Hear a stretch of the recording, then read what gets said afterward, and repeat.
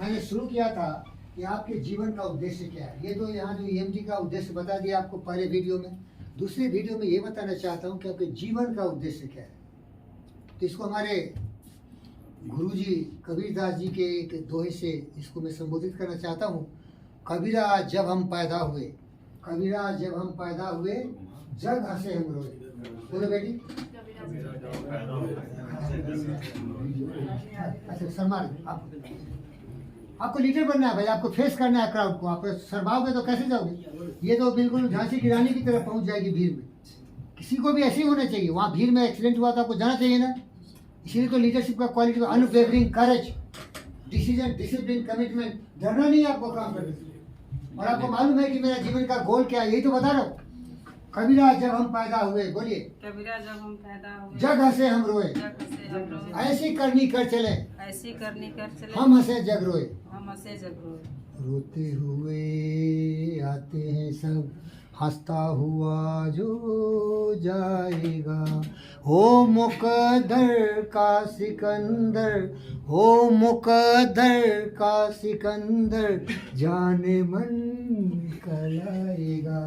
रोते हुए आते हैं सब। तो प्यारे दोस्तों, बैठ जाइए। इसका मतलब यही है कि ये जीवन में उतारना चाहिए। रोते रोते जिंदगी गुजारोगे, इससे फायदा नहीं है। ऐसा कुछ काम करो। कबीरदास जी के दोहे का विश्लेषण यहाँ सुनिए। मेरा कैसे आएगा? कबीरा जब हम पैदा हुए, जगह से हम रोए। क्योंकि हम जितने भी आज बड़े हो गए, बचपन में जब पैदा लिए तो हम रोते हैं। अब जानते हो क्यों रोते हैं? ये मेडिकल है। क्योंकि जब बच्चा, हम और आप अपनी माँ के कोख में थे तो माँ से हमको सब मिलता था। जितना भी न्यूट्रिशन चाहिए खाने पीने का, हवा भी उसी से मिलता था, ऑक्सीजन हमारे बॉडी को, जब हम बच्चे थे, पेट में शिशु थे। लेकिन जब बाहर आते हैं तो माँ से तो कनेक्शन टूट गया, तो सांस लेने में परेशानी होती है। इसीलिए छटपटाता है बच्चा, तो रोता है। समझ गए? कोई नहीं बताएगा आपको। हम पूछे कि ये कविता का विश्लेषण है, रोता क्यों है बच्चा? और बच्चा जो नहीं रोता मर जाता, नहीं समझे? सांस नहीं चला, इसलिए बहुत बड़े बच्चे ही पैदा, क्योंकि जब माँ के पेट से निकल गया, उसको सांस नहीं लिया, इसीलिए बुझाता हो, परेशान हो जाता है सांस के लिए, तो रोता है। रोने से उसका सांस चलने लगे, फिर वो इंडिपेंडेंट इंडिविजुअल बन जाता है। इसीलिए कबीरदास जी ने कहा हम रोते हुए आए, क्योंकि वो हमारे जीने के लिए जरूरी था। लेकिन ऐसा कुछ कर चले कि अच्छा काम करके जाए कि दुनिया हमारे लिए रोए, कि हमने दुनिया के लिए सब कुछ गंवा दिया। रोने वाले भगत सिंह, सुभाष चंद्र बोस, चंद्रशेखर आजाद, लाल बाल ऐसे मौक हमारे देश के महान व्यक्ति हुए, जो कि जिंदगी खपा दिए लोगों की भलाई के लिए।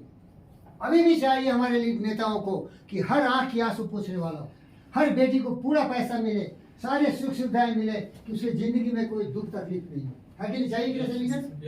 तो यही लक्ष्य आपका भी है कि कुछ ऐसा करें। अब देखिए, सब तो प्राइम मिनिस्टर नहीं बन सकता, प्रेसिडेंट नहीं बन सकता, आपकी तरह ईएमटी बन सकता, हमारे तरह फकीर बन सकता है। मेरा नाम मालूम है ना?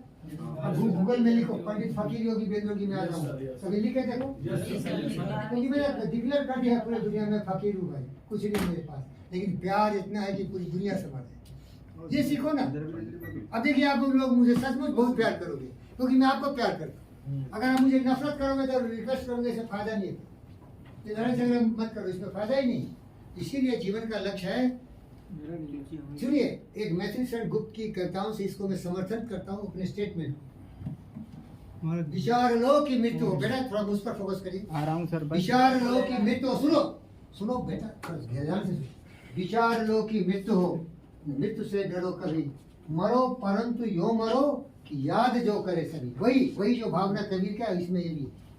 विचार लो कि मृत्यु हो, मृत्यु से डरो कभी, मरो परंतु यो मरो कि याद जो करे। समझ गए? यादगार बन के मरो। हमारे सिपाही, हमारे